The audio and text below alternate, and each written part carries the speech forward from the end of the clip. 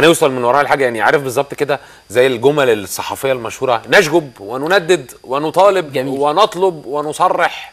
احنا قعدنا في مصر هنا بالظبط 4 5 ايام بعد موضوع السودان بنكلم بعض وبنشتم في بعض، يعني كان بيطلع اعلاميين دخلوا يشتموا وشتموا الجزائر وشعب الجزائر. هل وصلنا لحاجه؟ ما وصلناش لحاجه. فيبقى اتليست ما نحبطش نفسنا ان احنا مش هنوصل. احنا زي ما بقول لك ان في جهات كبيره احنا صعب نوصل لها، يعني عشان تعرض حاجه في CNN او BBC دي ليها كرايتيريز معينه وليها حاجات معينه لازم بتعرضها، مش بتعرض اي حاجه. لازم في سياسات عامه انا ما اقدرش ادخل فيها كشخص او كقناه او كاي حاجه. انما اتليست ان انا لو قدرت اوصل مثلا لنص مليون واحد اجنبي عرف، ده هو هيبقى بروموتر للفكره في بلده. يعني لو وصلت ل 10 المان مثلا، بس 10 المان، طب ما هو ده بيقعد مع اصحابه، بيكتب في جروبس عندهم، بيكتب في ويب سايتس عندهم، بيكتب في منتديات عندهم. طب خدت الفيديوهات دي حطيتها على اليوتيوب مثلا؟ كله محطوط على اليوتيوب الحاجات ومعموله بالحاجات، يعني هم عملوا حاجات فظيعه طبعا. في حاجات كتيره كانت متداوله واتعرضت، في حاجات يمكن ما اتعرضتش في حتت، واحنا برضو حاولنا نساعد الناس الجهات المختصه. يعني كان في ايميلات مكتوبه المفروض بنبعت لها، بنجمع الحاجه، فاحنا كان لازم يبقى لنا دور. ما ينفعش يبقى بعد كل ده ويبقى قدام العالم انا الظالم. يعني فيسبوك ده ابتدى بخطوه واحده، مارك زوكربيرج ده عمل الفيسبوك عشان هو واصحابه يخشوا عليه. بص دلوقتي بقى عامل ازاي، 350 مليون دلوقتي بالظبط، وحول العالم كله. ممكن 2 3 يبتدوا حاجه وهي دي في الاخر اللي تعمل الموضوع. طب خلونا ناخد تليفون. معانا سميه من اسكندريه. الو. ايوه، ازيك يا سميه؟ اهلا وسهلا. اخبارك ايه؟ الحمد لله كله تمام. تمام الحمد اتفضلي. لله. انا عايزه اقول انا متشكره جدا على الفكره الجميله وعلى اللي عمله ده، لان ده عبر عن اللي جوانا احنا كمصريين وقال كل حاجه ممكن تتقال. يعني بس هي الفكره احنا عايزين ايه الخطوه الجايه بقى، عايزين الاعلام، عايزين اي حاجه توصل الصوره اللي حصلت الحقيقيه للجزائريين وللناس اللي بره. واحنا متشكرين ليك جدا، وانا ولادي دخلوا على الجروب ده. ميرسي يا سميه جدا، وكريم سامع كلامك وبيشكرك جدا. طب احنا معانا تليفون تاني، محمد من القاهره. كريم. محمد. الو. صباح الخير. صباح الخير. صباحكم سكر زياده ان شاء الله. صباحك زي الفل. يا العسل. والله انا طبعا بحيي الاستاذ، وفي توارد اخطار. اعتقد انا كاتب شعر اسمه انا مصري، قول لي بقى انت تطلع مين. طب دي شبيهه جدا يعني. تسمحوا لي اقولها؟ اتفضل. بقول انا مصري من ارض مصر الطيبه، قول لي بقى انت تطلع مين.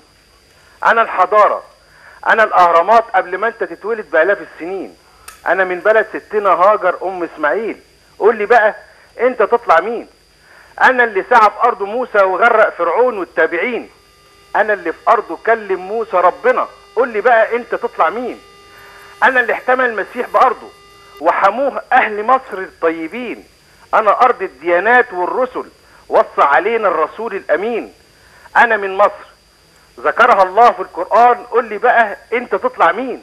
انا من بلدي ماريا القبطية، زوجة الرسول صهر المصريين. انا في بلدي منارة الاسكندرية، احبها الاسكندر واليونانيين.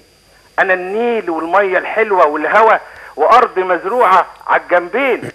انا بلد الالف مئذنة والكنائس في كل حارة وشارع موجودين.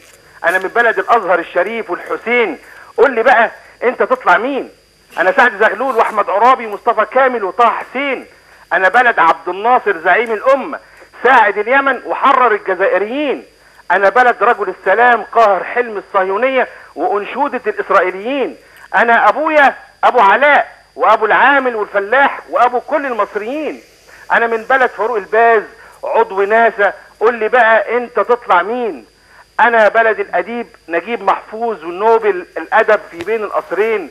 انا قريبي البلدعي نوبل السلام، قول لي بقى انت عندك مين. انا جاري محمد متولي الشعراوي امام الدعاة والمفسرين. انا بلديات الدكتور زويل نوبل الكيمياء، قول لي بقى انت عندك مين. حضرتك شكلك على الجروب كده خلاص، يعني ده كده كل الشخصيات اللي على الجروب خلاص. لا حضرتك لازم تبعت لنا الموضوع دوت ونبعته اكيد، يعني لازم اكمله سعادتك. طيب احنا عشان بس وقتنا محدود يا استاذ محمد. ماشي يا فندم. اصل انا يعني قايل بقيه الرموز بتاعت مصر كلها. ما هو الموضوع لو هياخد وقت خلينا نحطه على الجروب وكل الناس تدخل تقراه. سيرش على طول ايجيبت لافرز، اول جروب هتلاقيه ظاهر وهنحطه اكيد ان شاء الله. وميرسي على اتصالك يا استاذ محمد. طيب نرجع تاني يا كريم. انت شايف ان كل الحاجات اللي انت عملتها على الجروب عايز توصل بيها لايه؟ هتوصل الكلام ده بره وهتعرف الاجانب اللي حصل، هل ده بالنسبه لك كمصري يكفي؟ هي يعني ده منتهى املك ان الاجانب والعالم الاجنبي والصحافه الاوروبيه والاجنبيه تعرف حقيقه اللي حصل؟ هو الجروب بس ببساطه ايجيبت لافرز ده كان في كذا اساس وكذا خطوات ستيبس كتيره هنمشي وراها. من ضمنها كانت الاولويات الاهميه جدا بالنسبه لي ان احنا نعرف الصوره الحقيقيه على لاقل عدد نقدر نوصل له. انا ما قلتش ان انا هوصل للعالم كله، بس لو قدرت اوصل ل 100,000 واحد اجنبي عرف الصوره الحقيقيه، دول هيبروموت للموضوع في بلادهم. دي كانت فكره من ضمن الافكار. في بقى ايجيبت لافرز دي مش بس الشخصيات، احنا ممكن نستغله ناحيه تورستيك، ممكن نستغله ان احنا لان الجروب فيه ناس كتيره مش مصريين بس، يعني هو كنت عايزه اسالك عن الموضوع ده. لا في عرب كتير وفي ناس من دول اجنبيه كتير، ويعني امبارح مجرد اني عملت ببلش ان في حلقه النهارده في OTV ناس من اندونيسيا وناس من الهند يعني بلاد حتى بعيده انا ما اتخيلش ان احنا نوصل لها. فليه ما نستغلش الكلام ده في ناحيه سياحه، ان احنا نحط النماذج البلاد المحافظات الجميله اللي عندنا، الغردقه، الجونه، الشغل الجديد اللي معمول فيها، كل الحاجات دي ليه ما نستغلش ان احنا يبقى دي فكره ثانيه؟ ليه ما نستغلش ان تجمع الشباب الكبير دوت نستغله في افكار؟ محتاجين افكار الناس كلها اللي سامعني يا ريت يشير معانا اي افكار نقدر ننفذها شباب مع بعض من غير حكومات، من غير تدخلات من حد، احنا مع بعض نقدر نعمل اي حاجه وما نستناش حد، وبالظبط كل واحد يفكر ويقدر يعمل ايه ونقدر مع بعض نشير الموضوع. وهيبقى سهل جدا ان احنا بالعدد الكبير دوت لو قلنا بس هنعمل كذا نص ربع حتى 10% هيتجاوب، هيبقى في عدد برضو نقدر نعمل ان شاء الله اي حاجه. اكيد. طب تعالوا ناخد تليفون. معانا ندى على التليفون. الو ندى ممكن توطي التلفزيون؟ بونجور. بونجورين. الو وطي التلفزيون بليز. ازيك يا نوردين؟ ازيك يا ندى؟ عامله ايه؟ انا كويسه، اخبارك ايه؟ ايه اخبارك؟ تمام. دخلتي على الجروب ده ولا لسه؟ معلش اصلي مش سامعاكم التليفون خالص. طيب مش عارفه اعمل ايه. عامله ايه؟ كويسه. دخلتي على الجروب يا ندى ولا لسه؟ انا لسه ما دخلتش، بس دي حاجه كويسه يعني. اكيد هعمل اكونت على الفيسبوك ده اكيد، وهعمل اكسبت ليه طبعا. اكيد. طب ندى عايزه تسالي كريم على حاجه؟ طبعا يا كريم كويس ان انتوا بتفكروا بالطريقه دي حاجه كويسه. كلنا مصريين وكل المصريين لازم يعملوا اد للاكونت ده، وانا عن نفسي اول واحده ان شاء الله هعمل باذن الله. ميرسي. ولو عندك اي افكار او اي حاجه عايزه تشاركينا بيها الجروب مفتوح، واي حد بيقول اللي هو عايزه، في ديمقراطيه تامه يعني. ربنا يخليك. بس انا عايزه اقول لعمر اخويا كل سنه وهو طيب عشان عيد ميلاده النهارده. هابي بيرثدي. وهو طيب. كل سنه وانت طيب يا عمر. ميرسي ربنا يخليك. ميرسي يا ندى. مروان باي باي. نادين ان شاء الله هعمل اد للاكونت اكيد ان شاء الله. ان شاء الله. ميرسي يا ندى. باي باي. ميرسي يا ندى. كريم عايز اعرف هل جالك انتقادات؟ في ناس برضو كده يعني بتبقى سخيفه شويه، ممكن تخش على الجروب وتكتب حاجات. انا اتشتمت شتيمه الاسبوع دوت يعني. لا طبعا يعني كان في ترحاب كبير من كل المصريين، وكان في زي ما بقول لك تفاعل، ان الناس بتقول لي طب انت ازاي نسيت فلان، ازاي نسيت فلان، وبرده فهمتهم ان الموضوع ما اتقفلش، احنا مجرد صفحه ابتديناها، انما دي مستمره وهنقعد نطور.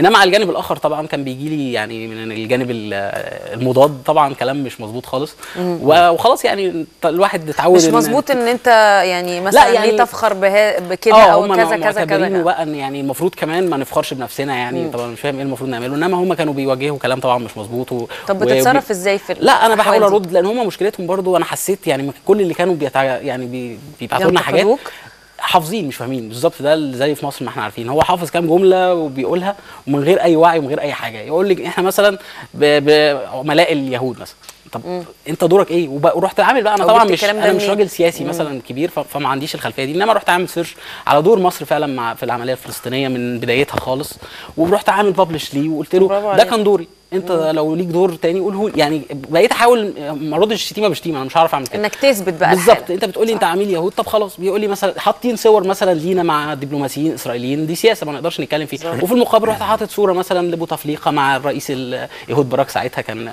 هو اللي موجود. فده اللي اقصده، ان احنا مش هنرد شتيمه، انما انت بتلومني على حاجه انت مش عاملها، طب خلاص يبقى حاجات زي كده بقى كتير، بس طبعا الوقت مش هيسمحنا. اكيد ما هو فعلا الوقت مش سامح. فكريم عايزين اخيرا مره اخيره تقول الجروب تاني. ببساطه جدا هنعمل سيرش في فيسبوك، في اي مكان فيه سيرش هنكتب ايجيبت لافرز، اول جروب هيظهر خالص. هو دلوقتي معدي 440,000 450,000، اول جروب خالص هنعمل جوين ببساطه، وكونتاكت بقى مين على طول، اي افكار اي حاجات، لان الموضوع مش عايزينه يبقى مختص بواحد، لا احنا ده جروب مصر، محبي مصر، نفخر ان احنا مصريين، وان شاء الله تبقى خطوه ايجابيه ان شاء الله. نورتنا يا كريم، ميرسي جدا. انا مبسوط بجد كنت معاكم. ميرسي يا كريم. ميرسي. مشاهدينا خليكم معنا بعد الفاصل، فقرتنا اللي جايه مع الاستاذه نهاد ابو القمصان، وهنتكلم عن الكمبياله وايصال الامانه. تابعونا.